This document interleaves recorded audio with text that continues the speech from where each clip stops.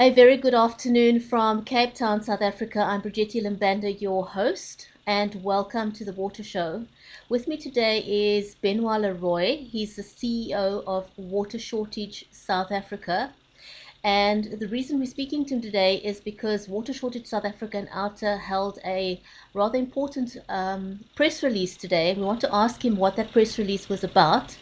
Um, the long and the short of it is that there is a campaign for a water regulator in South Africa. Our water history is a long and complicated one. And let's find out from Benoit what the aim is with a water regulator. Benoit, welcome to the show. Hi there. Benoit, so today, Water Shortage South Africa and OUTA issued a combined statement with regards to a water regulator in essence. Can you briefly, for our viewers, explain to us what Water Shortage South Africa is all about and why the alignment with OUTA? Yes, certainly, Brigitte. So Water Shortage South Africa is really focusing on mitigating the causes of water shortages and scarcity that put us into a corner.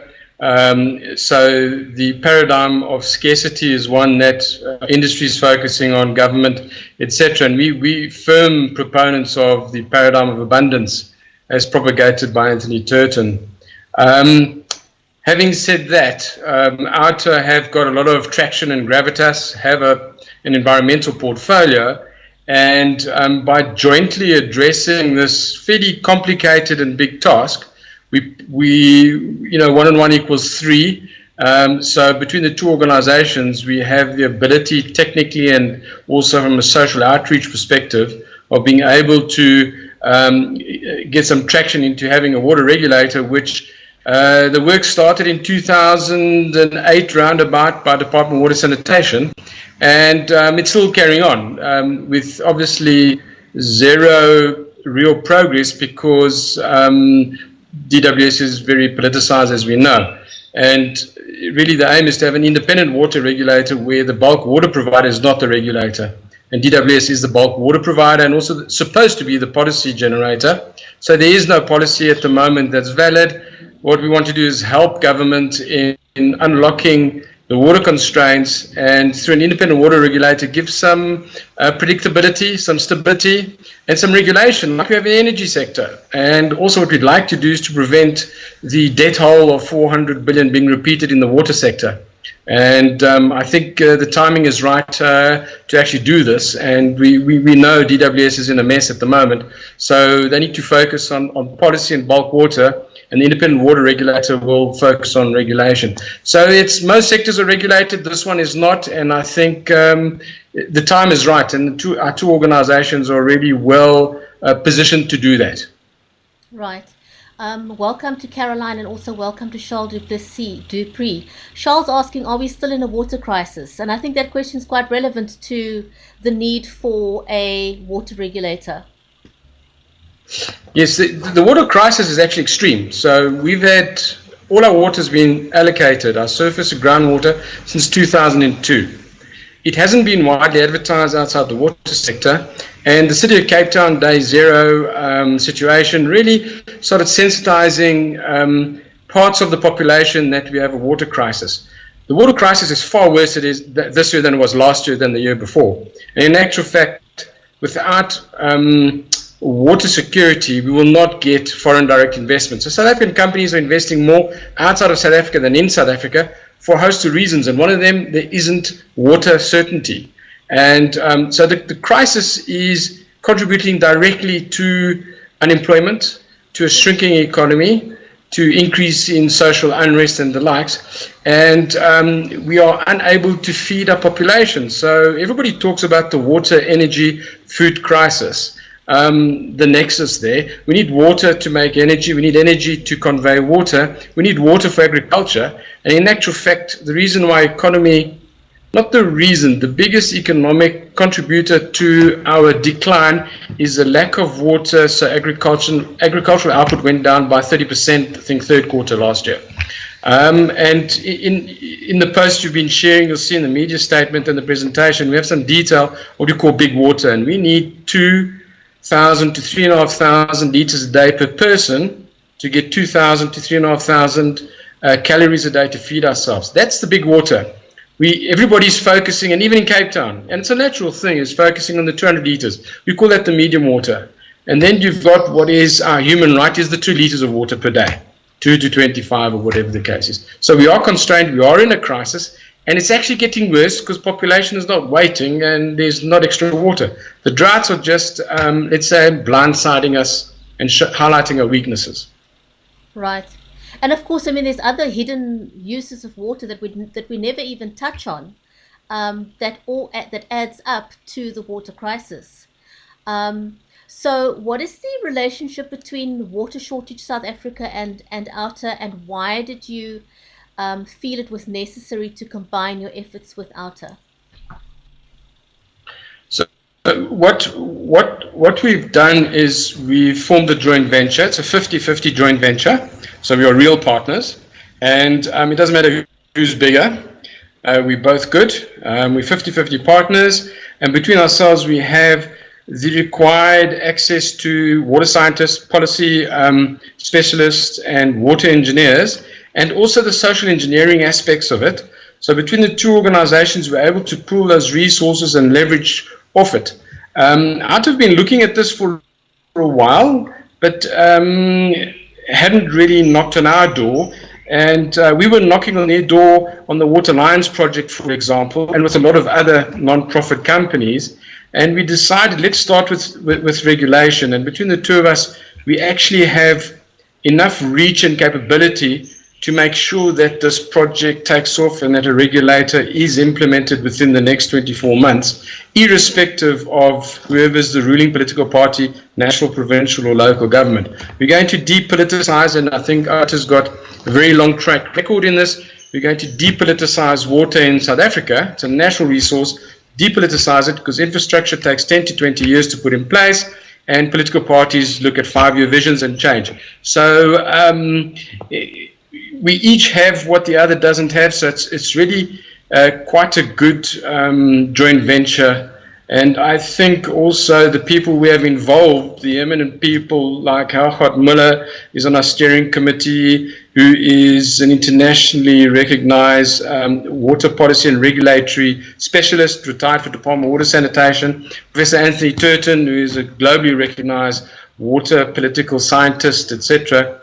So yeah, it's the team steering committee is small. There's 5 of us, and we have William Pullis as an independent specialist in there. So it's just the 5 of us, and but we will have subcommittees and workshops, for example, for agriculture, for industry, and then for city and town use, because those are the 3 big sectors that tap into water, and using academia and the likes. So, you know, it's a little bit big for one organization to do it on its own. And Water Shortage is focusing on water, whereas OUTA has a very wide portfolio looking at the abuse of taxpayers' money. And this is quite specific and specialized. So we're bringing focus and speciality to the joint venture. So it's a really good arrangement. Benoit, in terms of a water regulator, can you briefly outline what are the benefits for us as a country, and what are the benefits for us as citizens? Is there a benefit in terms of governance from a government perspective, and is there a benefit to us as Joe Blogg, as members of the public, consumers of water? Yeah, so the first thing is the quality of water. DWS, Water Sanitation, produces the bulk water and very often owns the water utility like Rand Water, Mgania, Matola, and the likes, and then has to regulate itself on the quality of the product it produces. You can't be judge and jury in one space. So what the water, and we know there are question marks around water quality, especially outside of the uni cities. So the water regulator will ensure that the water quality norms, which was SANS 241. Agriculture uses 60%, industry 20%, villages use another 80%. Fixed capacity that we've discussed, I think, before, is that pie in our agriculture says it needs 3% to be able to produce enough food for local food consumption and for exports to improve our balance of payments and the likes. The regulator would say, no, you need 50%. Because that other 10% we need for some economic activity we have to develop. And that will be done, the regulator will look at that pie and look how it cuts up that pie and say, well, agriculture can cut down 10 percentage points by using higher technology. How would it use higher technology if we've got expropriation lying on our hands? That issue would then address. So it's the quality, it's the quantity, and then the price. Water pricing is not regulated, and we know that a host of some are nice people, some are not, I have to say this, but have complained about the price of water in Cape Town. It's not unusual. The water is seriously underpriced, and we needed a drought to show that. So Cape Town subsidizes, takes money from the fiscus, from rates and taxes, $1.5 billion a year, to subsidize the water price. So the water price is about a third down. Now, even in the drought and the increased tariffs, it's still short. Why should we take the development of a clinic for everybody's health benefit away from them and start allowing the roads to deteriorate and not to have the sewage plants upgraded so that you don't end up on carte blanche and making people sick because you want to subsidize the price of water? Water is heavily subsidized and it is not regulated, and we need to. So the bulk water price needs to be regulated, the transmission price, the distribution price, and the retail price regulated, and it isn't. And agriculture pays very little, but also gets the worst quality water, and it doesn't get it on a secure basis. So the cities want the cleanest water. We're also using clean water for industry, which we don't need. It should be the other way around.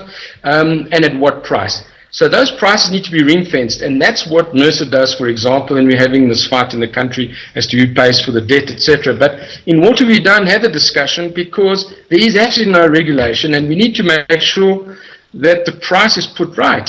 And the price of water in South Africa is very high compared to the EU because it's inefficient. The regulator will force efficiency with time. There's no silver bullet with this. So it's volume, so quantity, quality, and then pricing. And just those three elements are not regulated. The blue and green drop reports that look at potable water and sewage discharge is not published.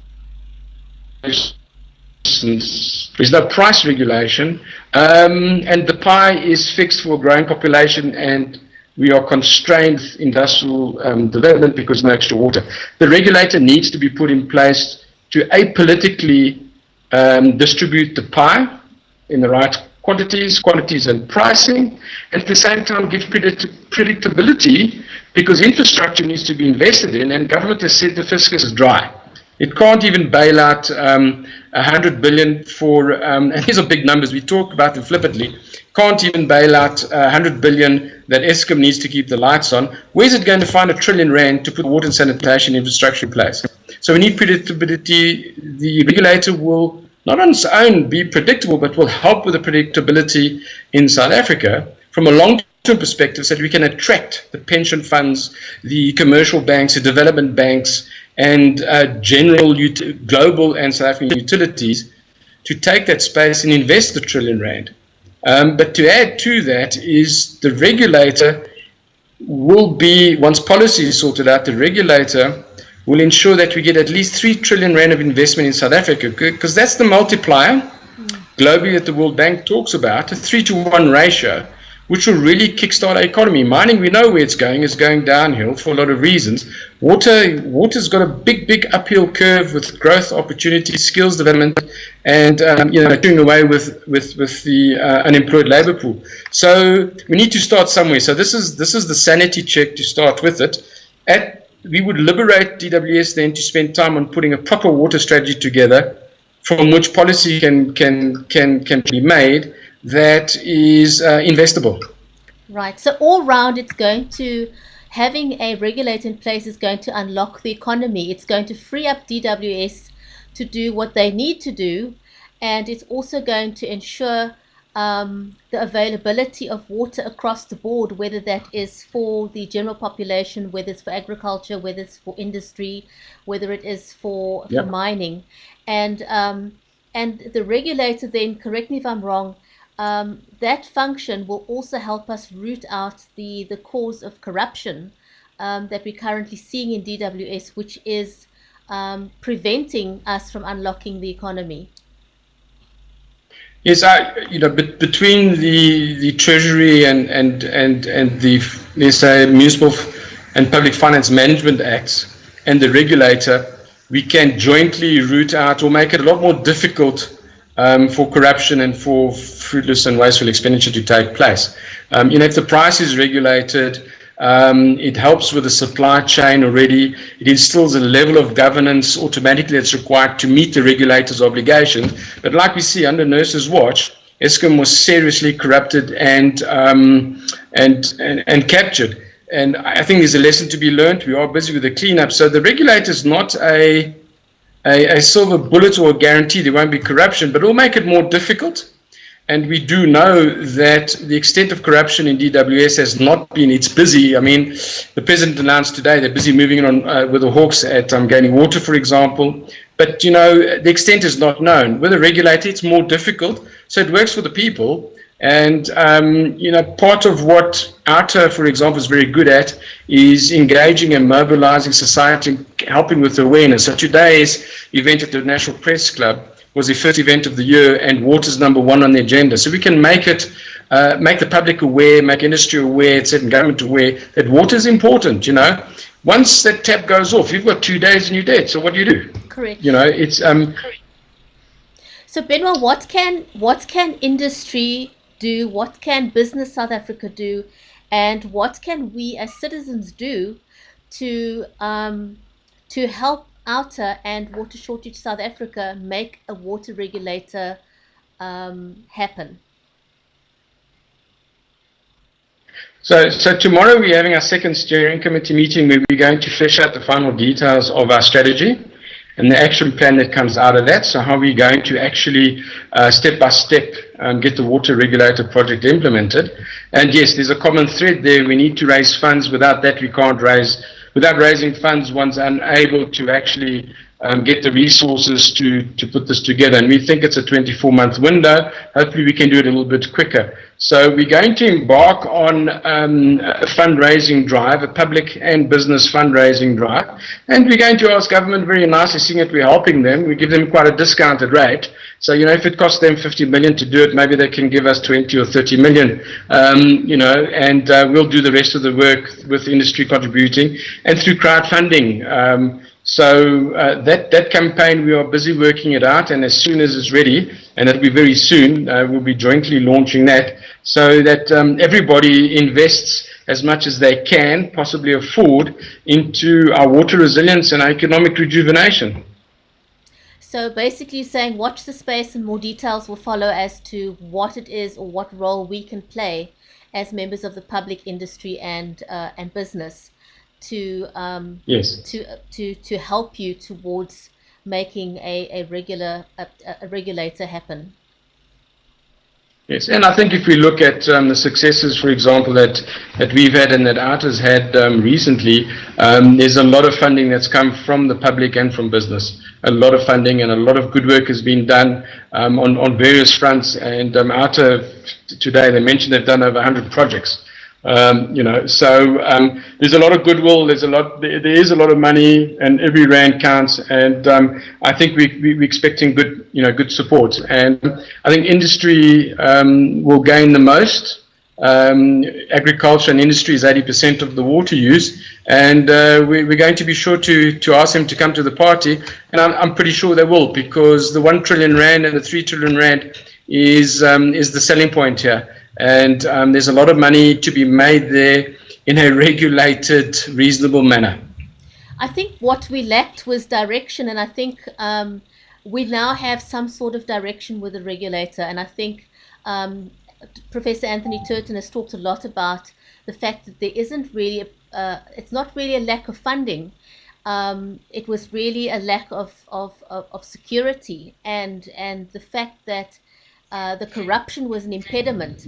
And if we moving towards something that will remove that impediments, we will unlock the funding.